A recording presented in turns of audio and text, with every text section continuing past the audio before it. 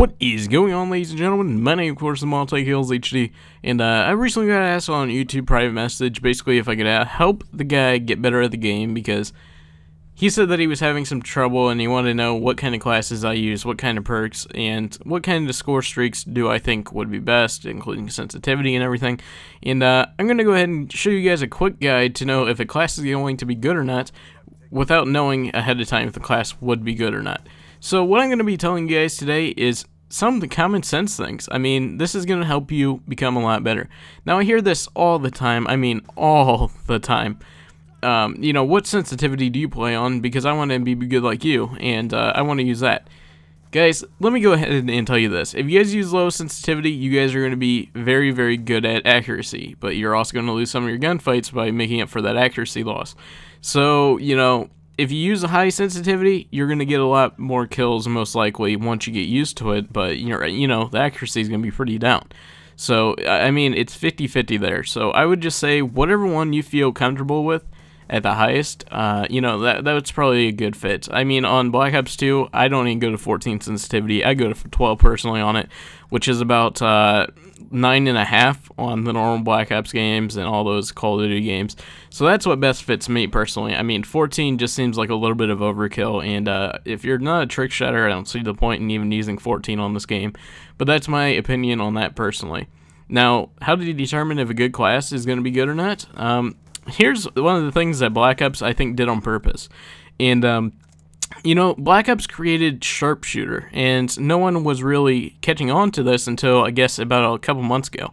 You know, if you want to know how to become better with certain guns, go into Sharpshooter. I mean, it has the most random attachments, most random, you know, just the most random things. I mean, like, you'll have a target finder on, like, a Scorpion or something stupid with maybe, like, a rapid fire attachment, and you'll think, man, that gun can never be good or anything like that.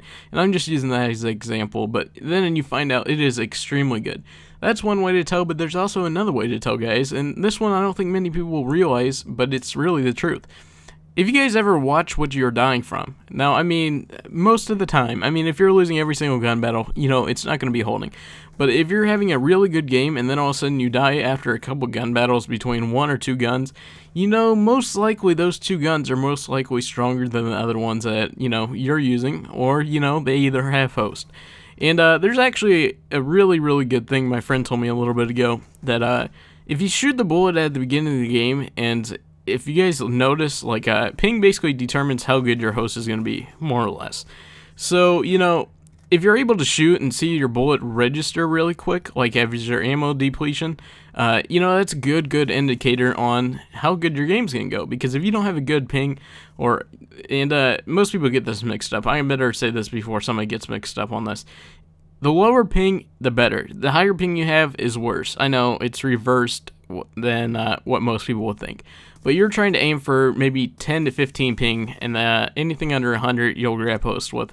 So, you know, if you have like a 10 ping, it's going to be almost instant the time you shoot your bullet to the time it, you know, depletes, which is ideal. So, you know, if you get into a lobby and 10 seconds after you shoot it randomly depletes, you know, you're probably not going to be winning any gunfights.